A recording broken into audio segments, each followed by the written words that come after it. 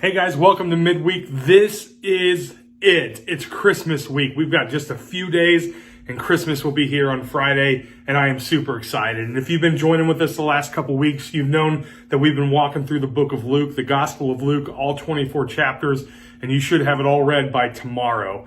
Today's December 23rd, which means you should have read all the way up to Luke 23, and then you close it out tomorrow. And what a cool little challenge it was to start on December 1st and go all the way through the Gospel of Luke to tell the story of Jesus Christ and his ministry and what he's come to do for the world. And what a blessing that is. And so if you've joined us on that little series and walking through the Gospel of Luke, I hope that you guys have been impacted by that. And so I just want to challenge you to just kind of write in the comments anything that really impacted you as you walk through the book of Luke, anything that really stood out to you, that really helped you in your journey and on your walk with your relationship with Jesus. I'm just curious to see what really popped as you studied the book of Luke with me this month. And so as we progress through Christmas, it's that time. And I know you guys are going to be in church doing a lot of different things as the next couple nights come and go. And so I just want to say, man, you're awesome. Keep going. But as Christmas kind of comes, it doesn't really feel like Christmas, especially the weather. I mean, it was 56 today when I left work, and I just was like, whoa, that doesn't feel like Christmas. And so maybe just, it's not even a temperature. Maybe for you, it just is a feeling.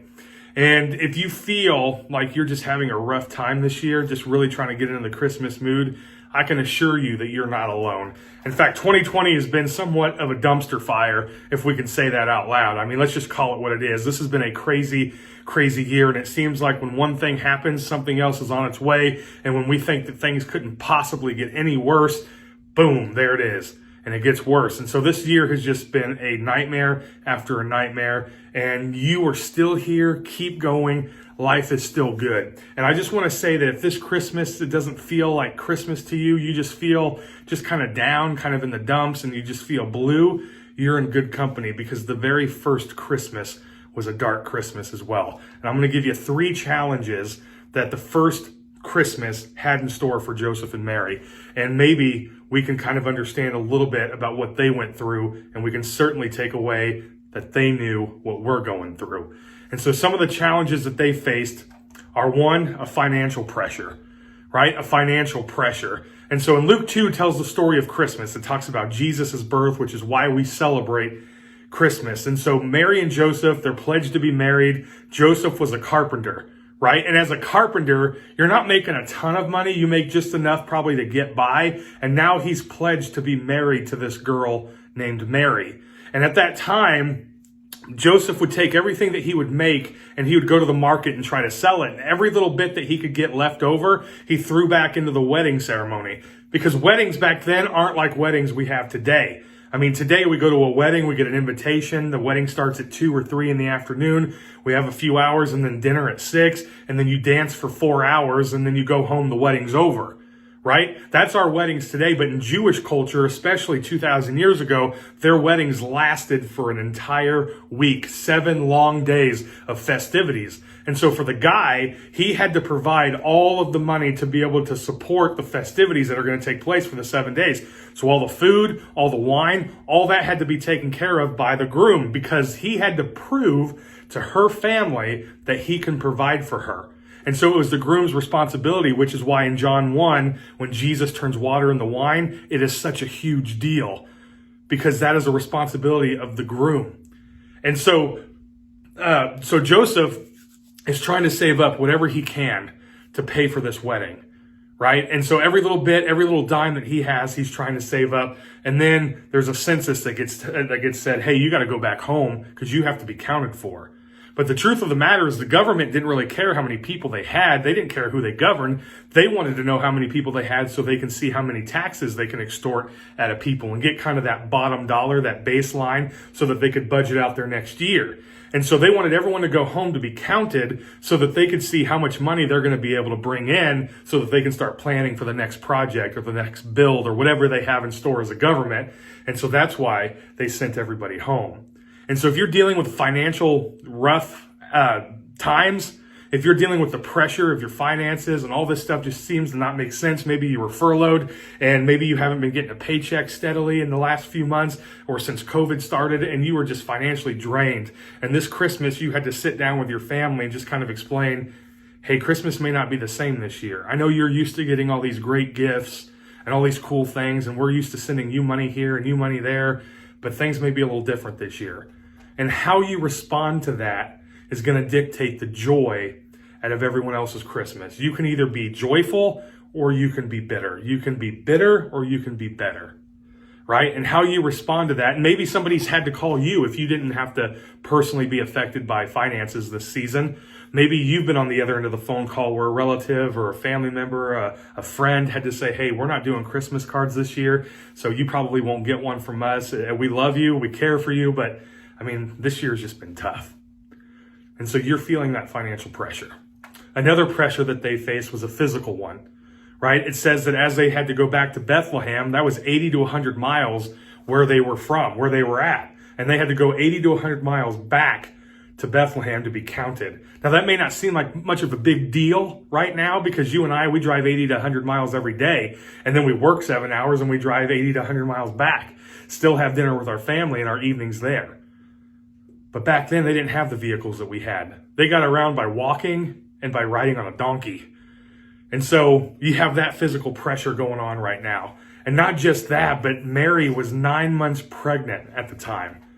9 months pregnant. I couldn't fathom moving in a moment like that, much less on a donkey, because we know women, when you're pregnant and you're that pregnant, you want to be home. You want to be around your comfort. You want to know your doctor. You want to have all these things in place so that when that moment comes, you are ready and prepared. So try moving 100 miles away to a place that used to be home, but it's not home right now.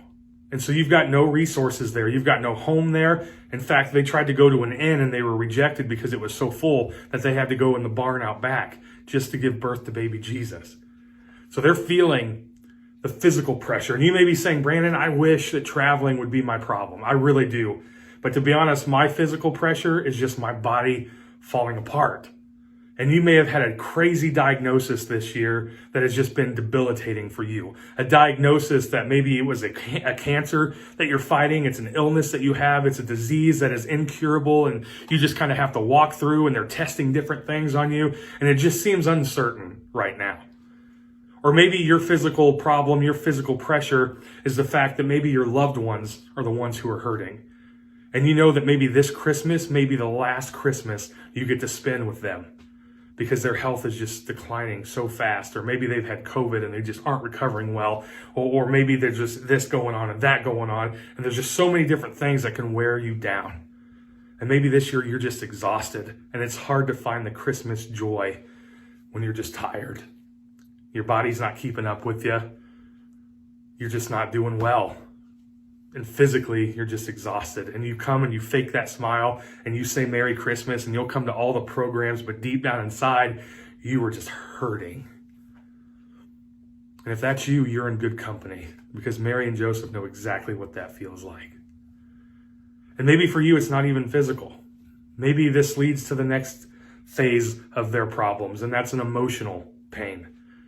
They dealt with financial pressure, they dealt with physical pressure, and now they're dealing with emotional pressure. Imagine, I'm one of those guys, when I read the Bible, I try to put myself in the story. So I imagine myself as Joseph, and I'm dating this woman, right? And the Bible says that I'm a righteous man. So righteousness means that I'm trying to pursue God with every little thing that I can. I'm not perfect by any means, but I try to be as perfect as I can. And I live according to the Torah, which is the first 5 books of the Bible, the Jewish Levitical Mosaic law, and I try to live that to the best of my ability. And so when the Bible says that I'm righteous as Joseph, when Joseph was righteous, that means when people saw him, they knew that he followed God. They knew that he had a relationship with God, and they wanted to follow him. He was a righteous man. And now you're dating, so put yourself in the story as Joseph, at least for me. Maybe you can be Mary in this story. But as Joseph, I'm dating this girl. She's about 12 to 14 years old, which is normal back then, right? That's normal. And you're dating her and you're putting on a clinic of what dating a girl looks like. And so you go out, you go to the nearest tavern and you get some hot wings. In my story, when I put myself in the Bible, there's always hot wings. And so you go and you get some hot wings and you come out from that date And you get off your donkey and you walk Mary to the door because, I mean, you're a gentleman. That's what gentlemen do. And so as you walk her to the door, she says, Joseph, I've got something I've got to share with you. And you tell her, you're like, hey, everything's good with the money. I've been selling extra trinkets here and there at the market, and we are good to go for the wedding. The feast is going to be amazing. I'm so excited. I hope that you're excited to share life with me. And she says, yes, but before we go there, there's something I need to share with you. And you know it's serious because she is just like, I mean, staring at your eye. And you say, okay. And she says, can we sit down? And you're like, well, this is your house. You just tell me where. And she sits you down and she says, hey, I don't really know how to say this, but I'm pregnant. And you start to kind of laugh because you're like, Mary, that is a sick, sick joke. You know how much my righteousness means to me. You know how much my reputation is and that I've got to uphold that. And you're going to say, you can't play games like that, Mary. What's wrong with you? And then you start to look her in the eye, realizing that she isn't joking. And two things come to your mind. One, you know you've never touched her. You've never touched her because you live a righteous life. And two, somebody else has touched her. If I've never touched her and she's pregnant, that means that somebody else had to have. And now Joseph has an option to make. He has two choices that he's got to decide from. And choosing one is going to destroy the other. If he chooses to hang on to his righteousness, then Mary must die because they were engaged to be married. They were ready to go down that road, which means she had made a covenant with him to plead to be his wife. And by going out and cheating on him, according to the culture of that time, according to Mosaic law, she would have had to be stoned to death because she stepped out of a commitment with her soon-to-be husband. And she would have been executed if he held on to his righteousness. On the other hand, if he goes and he pursues Mary, he's going to give up his righteousness, which means that every time they walk around town, they go to the supermarket, they go get groceries, they go out to eat, they go to a movie theater, whatever they had in that time, whatever they were doing, whenever they were together, people were talking behind their back. I can't believe Joseph would marry someone like that. How in the world does he tolerate the fact that she cheated on him? And you see how heavy, how the emotion is just so heavy and tense at a moment like this because Joseph has to choose one while the other dies. And of course, we know the outcome because we wouldn't have the Christmas story if we didn't have the outcome. Joseph obviously chooses Mary and he lets his dignity die. He lets his reputation die. He lets the fact that he was considered a righteous man be plummeted so that he can pursue Mary. But I love the fact that God had to send an angel to reaffirm to Joseph what's going on, because otherwise this would be a big mess. I mean, would you honestly believe it if someone told you, yeah, God sent an angel and told me I was going to be pregnant, I'm having a son, and sorry, that's all I can explain to you because I don't really gather it either, but that's where we are. You wouldn't believe that? No way. No, nobody would believe that. In the back of your mind, you're always thinking Mary would have stepped out on her relationship with Joseph.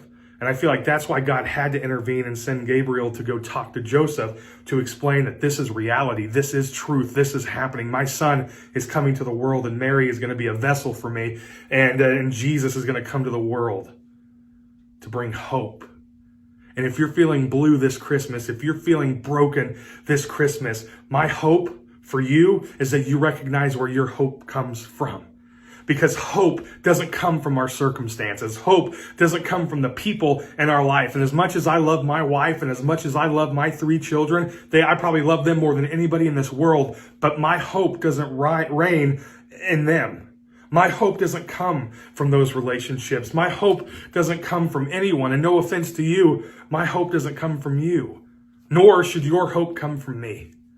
But my hope comes from a baby who was born and became a man, a teacher who taught me how to live so that a broken person like me could have a perfect relationship with a holy God.